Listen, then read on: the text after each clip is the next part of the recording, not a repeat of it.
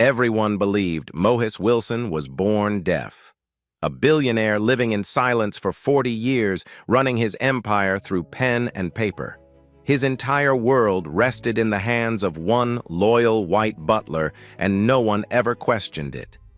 Until a new black maid, the lowest servant in the mansion, screamed in panic, and Mohis heard her. They know everything. But the real shock was not the sound. It was what she pulled out afterward. If he was never deaf, then who had been lying to him his entire life? The Wilson estate stood at the end of a private road surrounded by oak trees, so old their branches formed a natural canopy that blocked out the sun. From the outside, it looked like a castle from another century.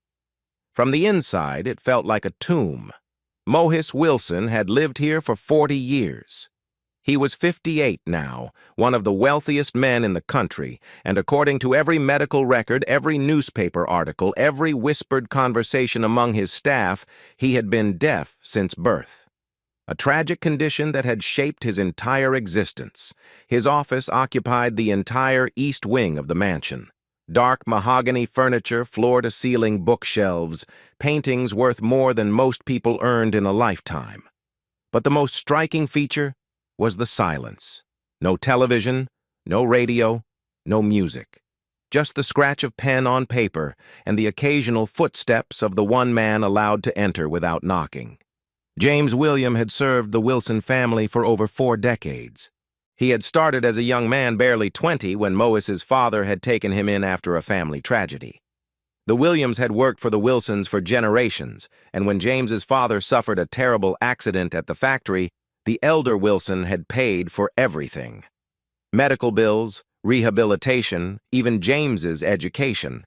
In return, James had devoted his life to the family. And when Mohis's father passed away 30 years ago, James had transferred that devotion entirely to the son.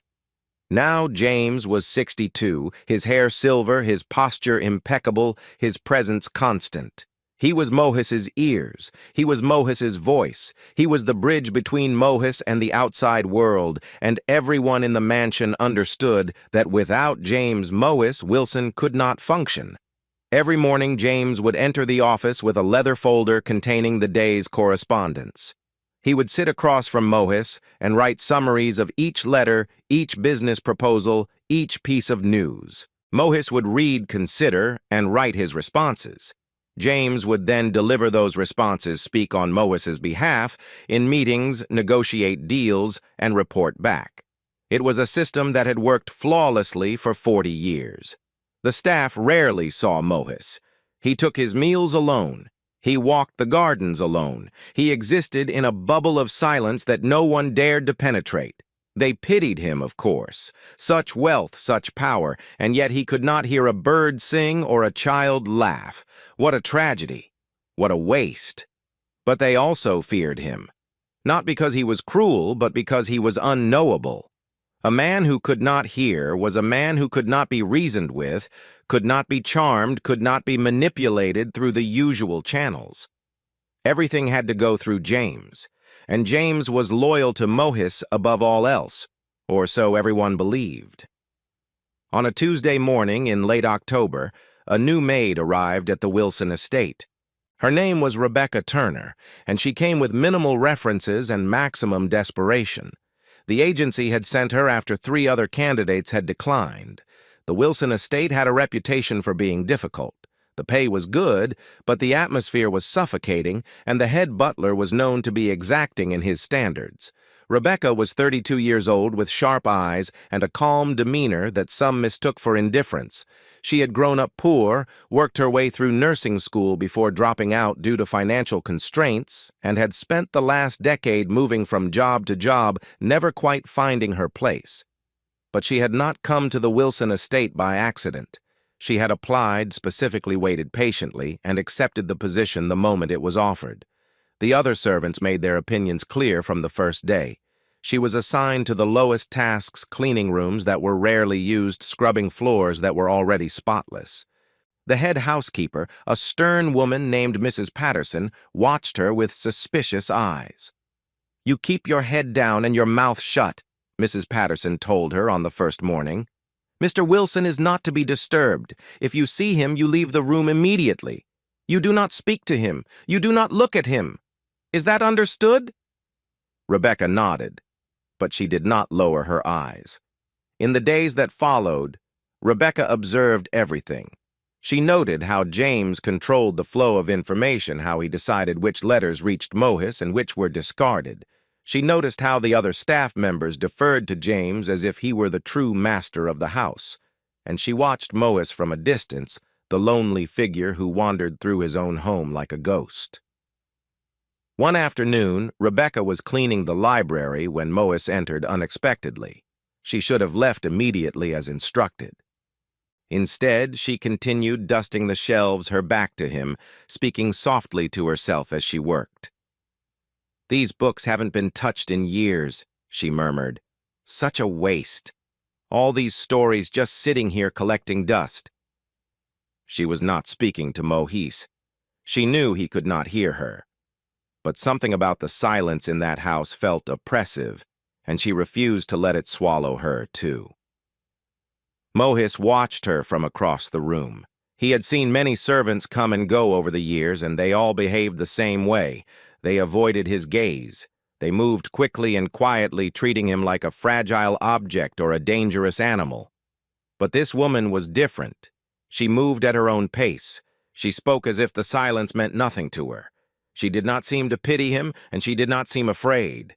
He found himself returning to the library more often after that, not to read, but to observe her.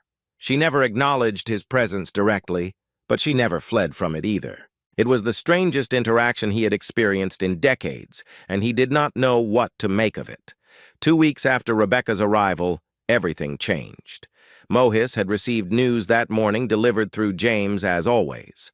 A major business deal had fallen through. A partnership he had been building for years gone in an instant. James had written the explanation carefully, citing market conditions and unfortunate timing, but Mohis knew there was more to the story. There was always more to the story. That evening, alone in his private study, Mohis felt the rage building inside him. 40 years of isolation, 40 years of receiving the world secondhand, 40 years of trusting one man to tell him the truth, and what did he have to show for it? An empire he had never truly controlled. A life he had never truly lived. His eyes fell on a porcelain vase that had belonged to his mother. It sat on a pedestal near the window, delicate and priceless. Before he could think, he grabbed it and raised it above his head, ready to smash it against the floor. Rebecca had been cleaning in the adjoining room. She heard the crash of furniture being shoved aside and rushed in without thinking. "Stop!" The word tore from her throat before she could stop it. A raw, instinctive scream. Mohis froze. His arms were still raised. The vase was still in his hands, but his head had turned toward the sound. His eyes were wide, not with anger, but with something else. Confusion. Recognition. Fear. Rebecca stood in the doorway, her heart pounding. She had seen his reaction, the way his body had responded to her voice, the way he had turned toward the sound as if pulled by an invisible force. That was not the reaction of a deaf man. For a long moment, neither of them moved. Mohis lowered the vase slowly, his hands trembling. He placed it back on the pedestal with exaggerated care, then turned to face Rebecca fully. She expected him to dismiss her, to pretend nothing had happened, to call for James and have her removed from the estate. Instead, he stared at her with an expression she could not read.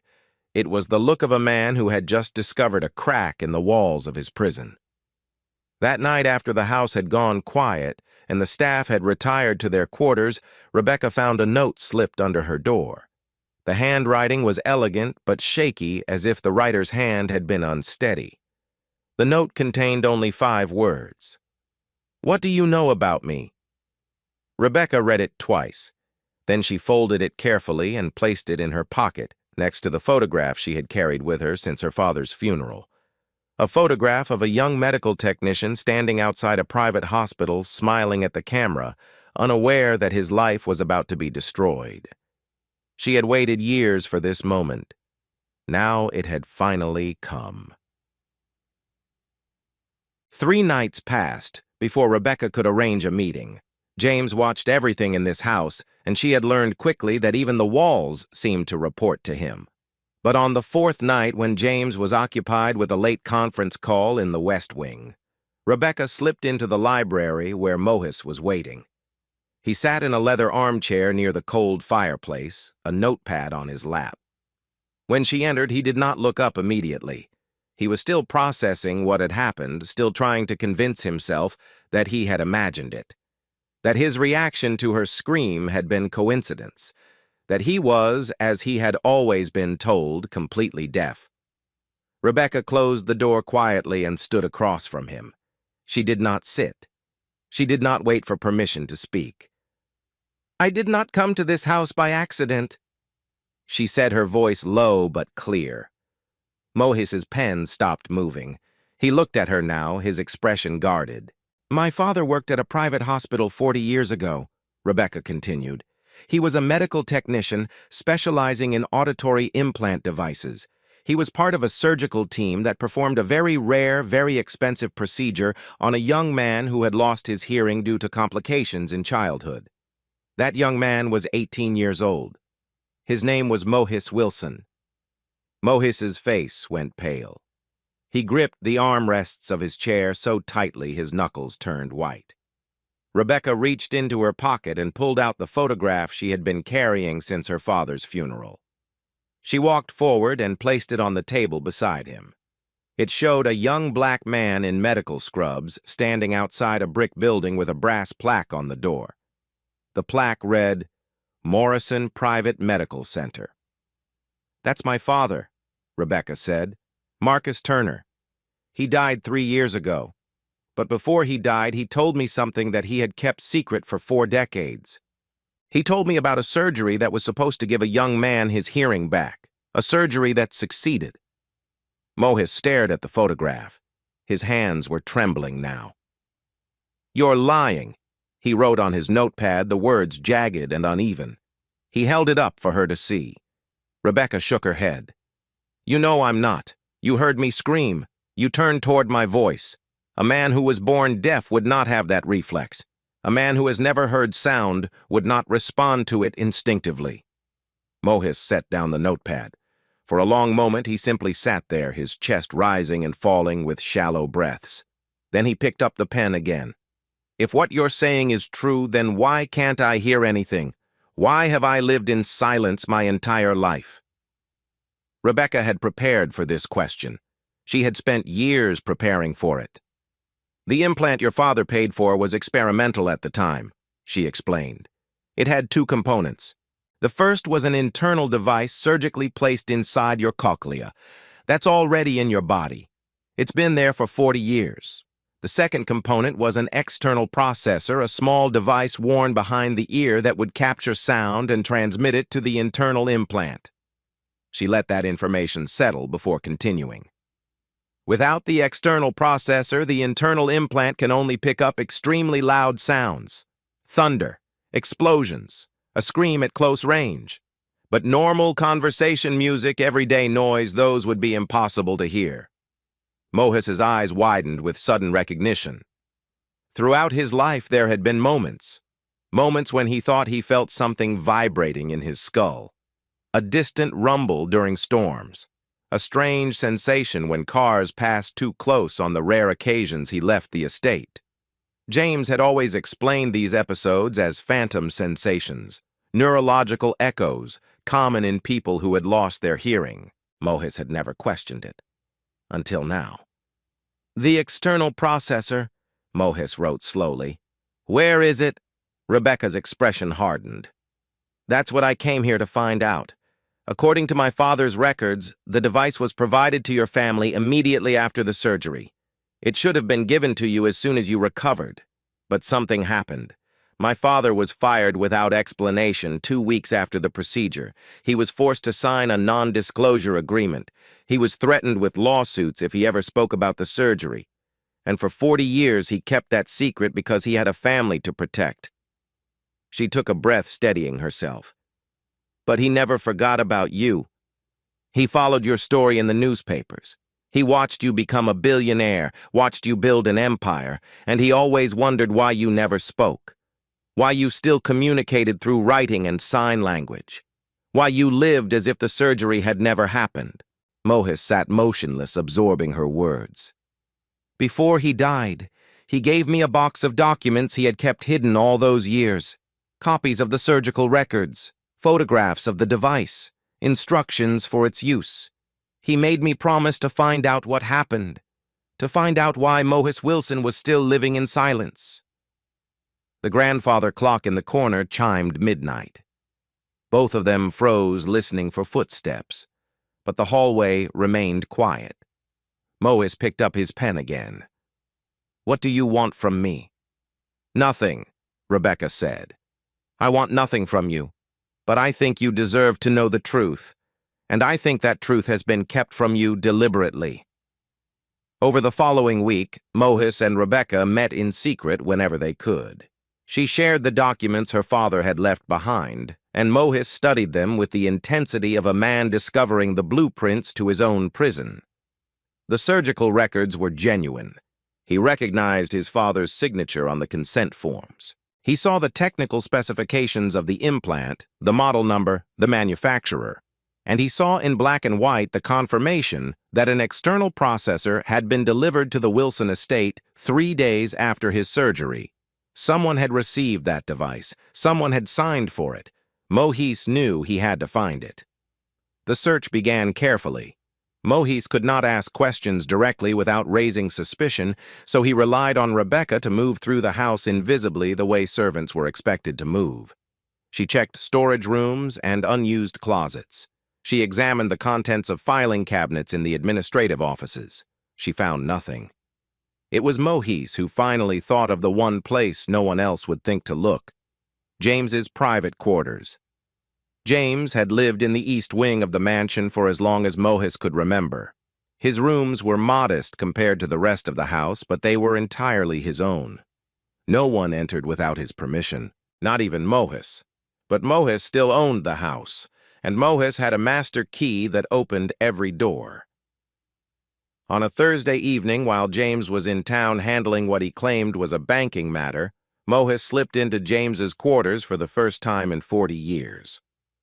Rebecca kept watch from a window at the end of the corridor where she could see the driveway and any approaching headlights while appearing to clean the glass.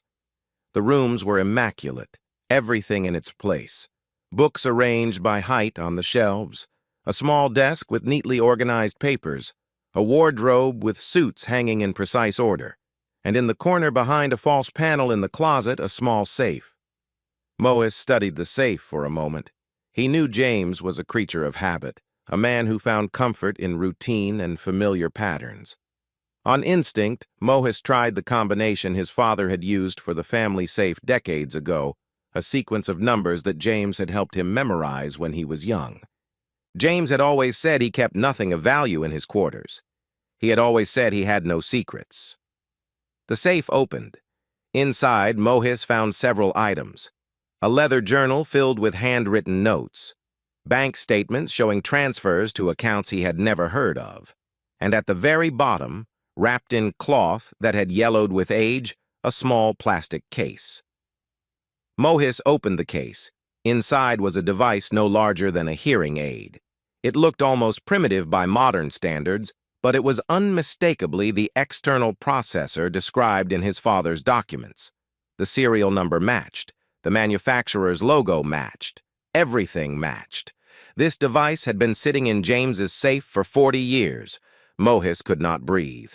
He stood there in the dim light of James's closet, holding the key to his own liberation in his trembling hands, and he felt something inside him begin to crack. 40 years. 40 years of silence. 40 years of isolation. 40 years of depending on one man to be his connection to the world. And that man had stolen his hearing, not through violence, not through malice, but through the simple, devastating act of hiding a device in a safe and letting Mohis believe he was broken. Along with the device, Mohis found a letter. It was written in his father's handwriting, dated just weeks before the old man had fallen ill with the sickness that would eventually claim his life. The letter was addressed to James. "I am not well," his father had written. "The doctors say I may not have much time. Mohis's recovery from the surgery has been slower than expected, and I do not want to overwhelm him while he is still adjusting. When he is ready, when he is fully healed, give him the processor. Let him hear the world again. I am trusting you with my son's future, James. Do not fail me." Mohis read the letter 3 times. His father had not abandoned him. His father had simply trusted the wrong person. And James had taken that trust and twisted it into a cage. Rebecca found him still standing there when she came to warn him that James's car had been spotted turning onto the private road. She took one look at his face, at the device in his hands, and understood immediately. "We need to go," she said softly. "Now." Mohis allowed her to guide him out of the room. He moved like a man in shock, his mind struggling to process the magnitude of what he had discovered. Back in the library, behind locked doors, Mohis finally broke. "Why?" He wrote the word barely legible. "Why would he do this?" Rebecca sat across from him, her expression filled with a sorrow that surprised him. She had come here for answers, but she had not expected to feel this depth of sympathy for the man she had found. "I don't know," she admitted, "but I can tell you what my father believed. He believed that someone wanted you dependent. Someone wanted to control you, and the easiest way to control a man is to make him believe he cannot survive without you." Mohis thought about his life. The business decisions he had made based on James's summaries. The people he had never met because James had decided they were not worth his time. The relationships that had never developed because James had always been there interpreting, interfering, shaping every interaction. He thought about the business deal that had fallen through 2 weeks ago, the partnership he had been building for years. James had delivered the news with appropriate regret, but Mohis now wondered if James had sabotaged it deliberately. He wondered how many other opportunities had been destroyed, how many lies he had been told. "I've been a prisoner," Mohis wrote, "in my own home, in my own life." Rebecca nodded slowly. "Yes, but you don't have to stay one." Mohis looked at the device still clutched in his hand. Such a small thing, such an insignificant piece of plastic and circuitry.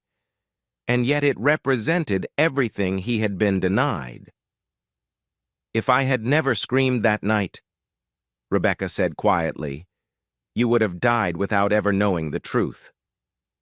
Mohis met her eyes. For the first time since she had arrived at the estate, she saw something other than confusion or fear in his expression. She saw determination.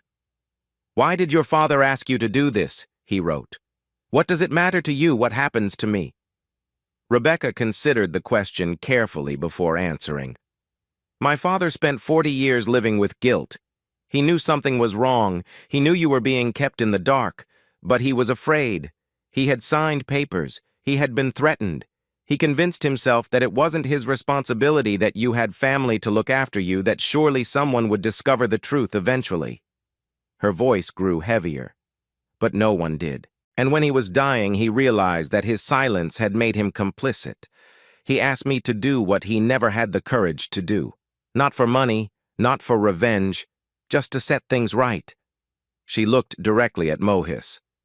"He didn't ask me to give you back your hearing. He asked me to give you back your choice. The choice that was taken from you 40 years ago." Mohis sat in silence, surrounded by the truth he had never known. The device in his hand felt heavier than anything he had ever held. It was not just a piece of technology. It was 40 years of stolen life, 40 years of manipulation, 40 years of love that had never been love at all, but control disguised in kindness. He thought about James returning home at this very moment, walking through the front door, hanging up his coat, preparing to play the role of devoted servant for another day, another week, another year. And something inside Mohis hardened into resolve. He would not confront James tonight. He was not ready. He needed time to understand the full scope of the betrayal. He needed to examine those bank statements, read that journal piece together exactly how deep the deception ran. But the confrontation would come, and when it did, Mohis would not be silent anymore. Mohis spent the next 3 days in preparation. He read through James's journal late at night behind locked doors, piecing together a story that made him sick to his stomach. The journal was not a confession. It was something worse. It was a justification. James had written about Mohis the way a farmer writes about livestock. With care, yes. With attention to detail. But ultimately with the understanding that Mohis was something to be managed, not someone to be respected. Entry after entry described decisions James had made on Mohis's behalf. Business partners he had turned away because they seemed too aggressive or too independent. Investment opportunities he had declined because they would have required Mohis to travel to meet new people to expand beyond the walls of the estate. And then there were the personal entries. 3 times over the decades, Mohis had shown interest in developing relationships. A woman he had met at a charity event. A distant cousin who had reached out after reading about him in a magazine. A business associate who had expressed genuine friendship. Each time James had intervened, he had written letters in Mohis's name politely declining further contact. He had told Mohis that these people had lost interest, had moved on, had never been sincere to begin with. Mohis had believed him every time. The bank statements were equally damning. Over 40 years, James had siphoned millions into private accounts. Not enough to raise suspicion, never enough to trigger an audit, but steady and relentless. A percentage here, a fee there, all hidden behind layers of accounting that Mohis had never been able to verify himself. By the time Mohis finished his investigation, he understood the full scope of the betrayal. James had not simply hidden a device. He had constructed an entire world designed to keep Mohis dependent, isolated, and controllable. And he had done it all while wearing the mask of a devoted servant. On Sunday evening, Mohis sent word through Mrs. Patterson that he wished to see James in his private study. It was an unusual request. Mohis rarely summoned anyone. He preferred to keep to his schedule, his routines, his predictable patterns. But Mrs. Patterson delivered the message without question, and within the hour James appeared at the study door. He entered with his usual calm demeanor, his silver hair neatly combed, his posture straight and confident. He carried a leather folder under his arm, assuming this was about business, about some new matter that required his attention. Mohis sat behind his desk. The external processor was in his pocket. He had not activated it yet. He wanted to do that at the right moment. James settled into the chair across from Mohis and opened his folder ready to take notes. His pen was poised over the paper when he noticed that Mohis was not writing anything. Mohis was simply looking at him. "Is everything all right, sir?" James asked, his voice smooth and concerned. He was speaking out loud as he always did when they were alone, though he knew Mohis could not hear him. It was a habit he had developed decades ago, a performance he maintained even without an audience. But this time, there was an audience. Mohis reached into his pocket and withdrew the small plastic case. He placed it on the desk between them. James's face changed. The transformation was subtle but unmistakable. His eyes widened briefly before he forced them back to normal. His hand tightened around his pen. His jaw clenched almost imperceptibly. "Where did you find that?" he asked. Mohis did not respond. Instead, he opened the case, removed the external processor, and fitted it behind his ear. His hands were steady now. He had practiced this in the mirror, following the instructions from his father's documents. There was a soft click as the device connected to the implant that had been waiting inside his head for 40 years. And then Mohis heard. The world rushed in like a flood breaking through a dam. The ticking of the grandfather clock. The creak of James shifting in his chair. The wind moving through the trees outside the window. Every sound was overwhelming, disorienting, almost painful in its intensity. Mohis gripped the edge of his desk, forcing himself to stay focused. "Mohis," James said, and his voice hit Mohis like a physical blow. It was the first time he had ever truly heard another human speak, the first time he had heard his own name pronounced out loud. James's voice was warm, concerned, perfectly calibrated to convey care and loyalty. It was the voice of a man who had spent 40 years perfecting his deception. "Let me explain," James continued, rising from his chair. "You don't understand what the world is like out there. People are cruel. They take advantage of weakness. They destroy what they cannot control. I was protecting you. Everything I did for your own good."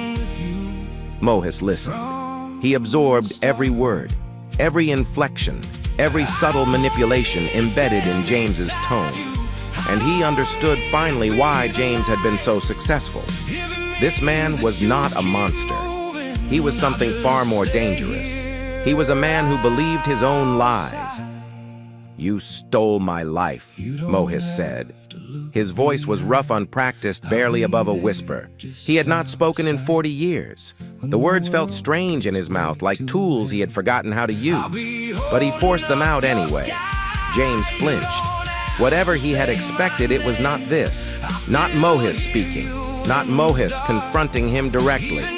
"I gave you a life," James countered, his composure cracking. "Without me, you would have been exploited, used, discarded. I built your empire. I protected your legacy. I was the only one who ever truly cared about you." Mohis shook his head slowly. "You were afraid. Afraid that if I could hear, I would not need you anymore. Afraid that you would go back to being nothing." The words struck home. James's face contorted with something that might have been shame or might have been fury. "I made you," James hissed. "Everything you are, everything you have exists because of me. You owe me everything." Mohis stood. His legs were unsteady, but his resolve was not. "Get out of my house," he said. "Get out and do not come back." James stared at him for a long moment. Then something in him collapsed. His shoulders slumped. His carefully maintained facade crumbled. He looked suddenly like what he truly was, a 62-year-old man who had built his entire identity on controlling another person and who was now watching that control slip away forever. He left without another word. The investigation took 3 months. Mohis hired forensic accountants, lawyers, and private investigators. They uncovered everything: the embezzled funds, the sabotaged business deals, the forged letters that had driven away everyone who might have become part of Mohis's life. James was arrested on 17 counts of fraud, embezzlement, and financial manipulation. His trial would come later, but Mohis did not need a verdict to know the truth. During those months, Mohis learned to hear. He worked with audiologists and speech therapists, retraining his brain to process sounds it had been denied for 4 decades. It was exhausting, frustrating, and sometimes painful, but every new sound he recognized felt like reclaiming a piece of himself. He learned to speak. His voice grew stronger with practice.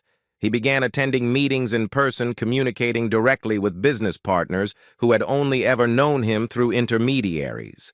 Some of them were shocked, some were skeptical, but all of them came to respect the man who had emerged from 40 years of enforced silence.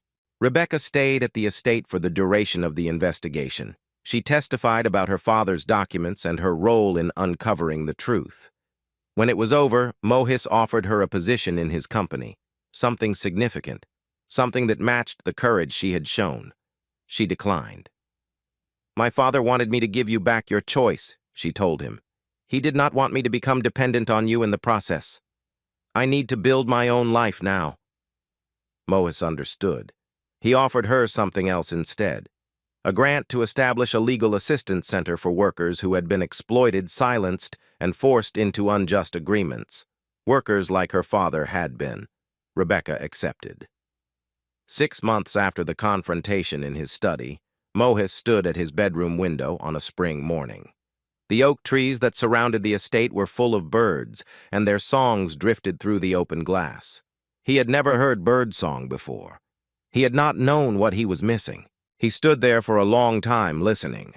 Then he picked up his phone, dialed a number, and waited. "Hello," said a voice on the other end. "Hello," Mohis replied. "This is Mohis Wilson. I would like to schedule a meeting." It was the first phone call he had ever made in his life. Outside, the birds continued to sing, and for the first time in 40 years, Mohis Wilson was truly free.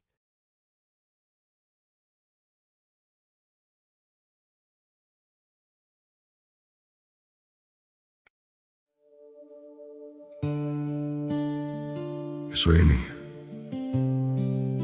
but not outside. You'll never know how loud it is in here.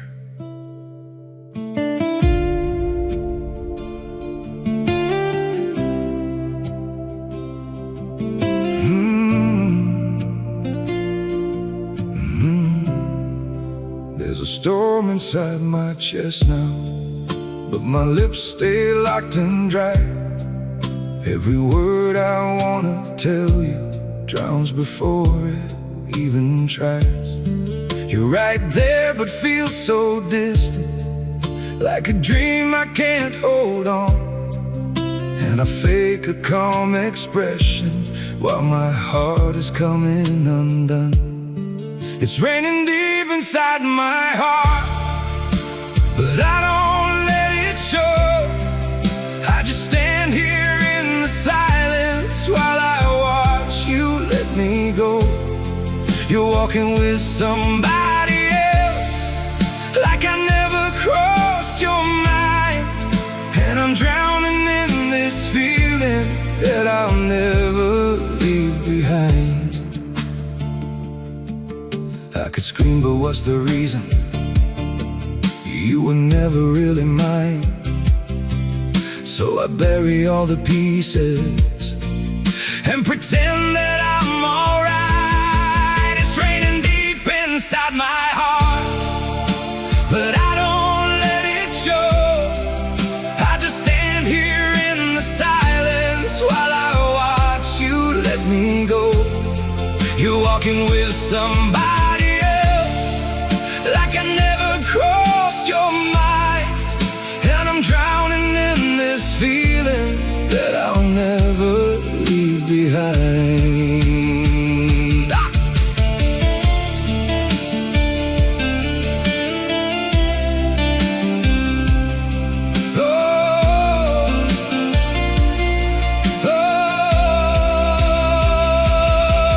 I won't call your name out loud.